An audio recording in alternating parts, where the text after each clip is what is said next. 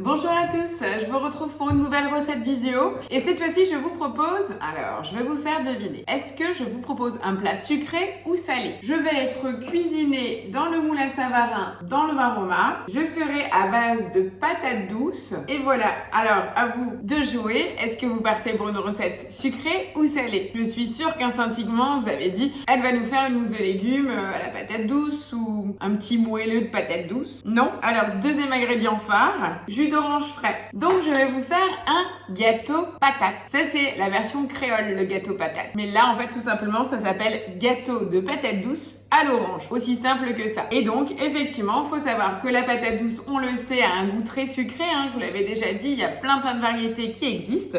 Celles-ci sont issues de mon jardin, qui expliquent un peu les formes un peu particulières, moins rondes et moins lisses comme on les achète en supermarché. Donc là, je décide de vous réaliser une recette de gâteau, donc sucré, dans le moule Savarin, en cuisson vapeur, donc 100% exclusive au Thermomix. Vous pouvez la réaliser aussi bien au TM5, TM31 et bien entendu TM6. Donc pour ce gâteau, il nous faut 2 œufs, de la cassonade, un peu de farine, de la levure chimique, de l'épice à pain d'épices, typique d'Alsace, bien sûr, c'est de saison, c'est pour ça il faut en profiter, vous pouvez vous faire plaisir. Un peu de purée d'amande, donc celle-ci je l'ai faite moi-même à base d'amandes émondées. Et voilà, on a tout ce qu'il nous faut pour réaliser ce gâteau. Donc on va commencer par éplucher nos patates douces. Il nous faut 250 g de patates douces coupées en dés. Donc une fois que j'ai épluché ma patate douce, je vais juste démarrer la recette pour peser, parce qu'il me faut 250 g. Ok, 320, donc une seule me suffit. Je vais juste penser à la laver, puisque là je l'ai épluchée, vous voyez, il y a des petites imperfections de peau. Je vais juste la rincer, mais par contre, je ne vais pas la rendre, je vais pas retirer plus de chair parce que tout simplement, elle provient de mon jardin. Passer un petit coup sous l'eau et j'arrive. On insère le panier de cuisson et on va pouvoir peser donc la patate douce. Donc là, je vais couper grossièrement des morceaux puisqu'on va le cuire à la vapeur au préalable. Donc vous avez vu, il y avait 60 g de plus. Je vais pas m'embêter, clairement, je vais rajouter. Quitte à manger après en purée ou en compote la patate douce cuite. Et je vais pas me gêner pour la cuire de suite. Aussi garder un peu son libre arbitre quand vous cuisinez. Alors j'aimerais bien savoir en commentaire de la vidéo si quelqu'un avait déjà mangé la patate douce en version sucrée. Et si oui, quelle recette vous aviez testé. Voilà, donc j'ai coupé mes 320 g de patates douces au lieu des 250. Je fais la patate entière. Je continue, on met le couvercle et gobelet doseur. Et première étape de la recette, on va tout simplement cuire notre patate douce à la vapeur. Donc on part pour 20 minutes en température Varoma, vitesse 1. Pendant ces 20 minutes, qu'est-ce qu'on peut faire? Tous mes ingrédients sont prêts, il n'y a pas grand chose sauf une petite étape. On va utiliser en fait notre moule à Savarin qui est idéal donc pour la cuisson au Varoma. Mais là sur cette recette, on nous demande de protéger notre gâteau à la cuisson. C'est vrai que quand on fait la crème caramel, on met un film. Là en l'occurrence, dans la recette, il préconise de couper une feuille de papier cuisson à la forme du plat. Donc je vais découper ce papier là et après en plus de recouvrir d'une feuille de papier. Donc je vais préparer ces petits papiers là en attendant donc le temps de cuisson de ma patate douce et je vous retrouve juste après pour la suite de la recette. Vous verrez, c'est un jeu d'enfant cette fois-ci, je vous le garantis. Ça met juste 60 minutes de cuisson à la vapeur forcément, mais c'est un gâteau qui est très moelleux, fondant et honnêtement quand les gens goûtent, l'adorent mais ne trouvent pas tout de suite que c'est de la patate douce. Donc si vous avez envie de faire des petits tests culinaires pour cette année 2022, je vous retrouve tout de suite à la fin de cuisson. Voilà, donc les 20 minutes de cuisson de mes patates douces viennent de se finir. Je retire donc le panier et je vais vider l'eau de cuisson du bol. Donc je rince le bol, je remets donc les patates cuites. On me demande de rajouter 70 g donc de purée d'amande ou alors de l'huile d'olive. Donc là j'ai augmenté un tout petit peu, j'ai mis 90 g de purée d'amande tout simplement parce que j'ai 320 g de patates douces. Je mets 2 œufs, donc j'ai 2 très gros œufs. On met le couvercle avec le gobelet doseur et on va mixer 10 secondes à la vitesse 5. On a un très beau résultat, j'adore la couleur. Ça égaye un peu l'hiver et la patate douce c'est vraiment le légume du moment, donc profitez-en. On me demande de rajouter 140 g de cassonade.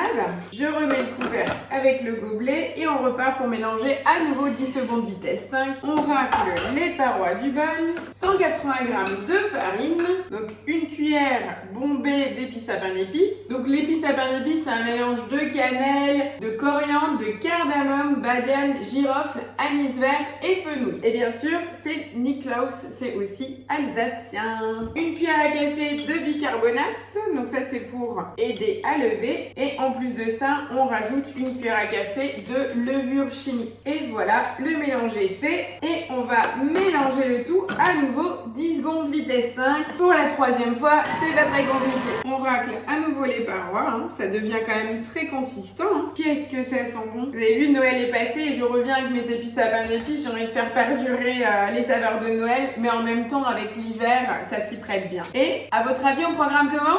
Encore une fois, 10 secondes, vitesse 5. Donc, on reprend notre moule. Il nous préconise donc de le beurrer, c'est ce que je vais faire, et verser la pâte. Avant de beurrer le moule, je voulais vous montrer, j'ai donc découpé le disque de la largeur de mon moule, mais il y a une petite cheminée, donc je l'ai tracé, alors je sais pas si vous le voyez, au crayon de papier. Je vais tout simplement plier en deux le disque et je vais venir suivre le demi-cercle avec mes ciseaux et ça me permet tout simplement d'avoir la cheminée, aussi simple que ça.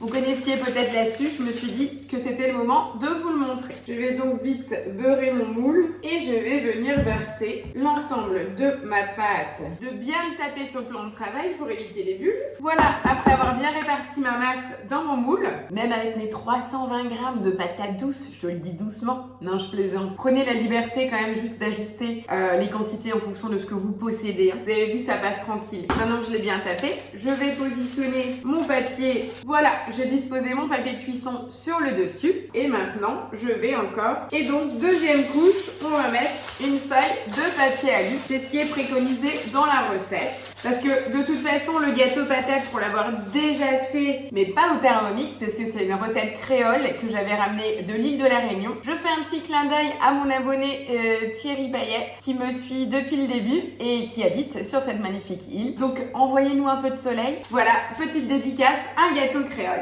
Bon, je vais arrêter de parler, on va continuer donc la recette. On découpe le disque, on couvre du papier alu, ça on a tout fait. On remet notre bol en place. Donc bien sûr, pas besoin de le laver puisque en fait on va utiliser le même bol pour la cuisson du gâteau. On rajoute 1 litre d'eau. Voilà, on remet le couvercle sans le gobelet doseur, tout simplement pour pouvoir installer notre varoma. Donc tout ça c'est noté. On dispose le moule à gâteau dedans, couvercle. Et là, on est parti pour 60 minutes en température varoma, vitesse 1. Donc je vous retrouve dans une petite heure. Pour voir le résultat, il faudra le laisser refroidir, c'est surtout ça qui est important. On va le sortir du varoma, le laisser refroidir à température ambiante. Et une fois qu'il est froid, je le démoulerai qu'à ce moment-là. Voilà, voilà, à tout à l'heure. Et voilà, ma petite heure de cuisson vient de se finir. J'ai donc mon gâteau qui est ici dans le varoma. Je vais laisser refroidir. Ils vous le disent bien aussi dans la recette, hein, c'est ce que je vous disais. On va pouvoir essayer d'enlever le papier alu. Donc c'est pas un gâteau qui gonfle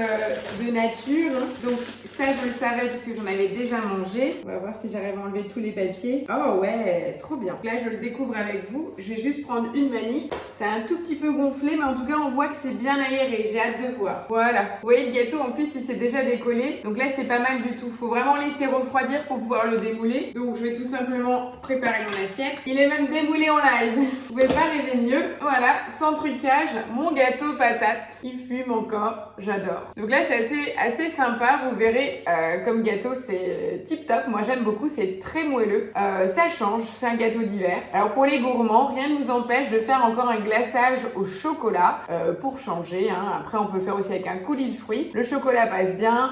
On peut très bien faire, on pourrait le servir aussi avec un curd à l'orange ou juste comme ça avec une petite tasse de thé, un petit feuilleton et une petite couverture toute douce pour ces longs dimanches d'hiver. Voilà ma petite recette sympa pour utiliser la cuisson au varoma dans notre moule Savarin. Ben, j'espère vous avoir J'espère vous avoir donné envie de tester cette nouvelle recette que je trouve assez originale. J'attends vos retours en commentaire et surtout, avez-vous l'habitude de consommer des gâteaux à la patate douce? Si oui, partagez vos recettes. Je vous donne rendez-vous la semaine prochaine pour une nouvelle recette. N'oubliez pas un petit pouce, on partage, on like et on fait grandir Céline Momix. Merci beaucoup, ciao ciao.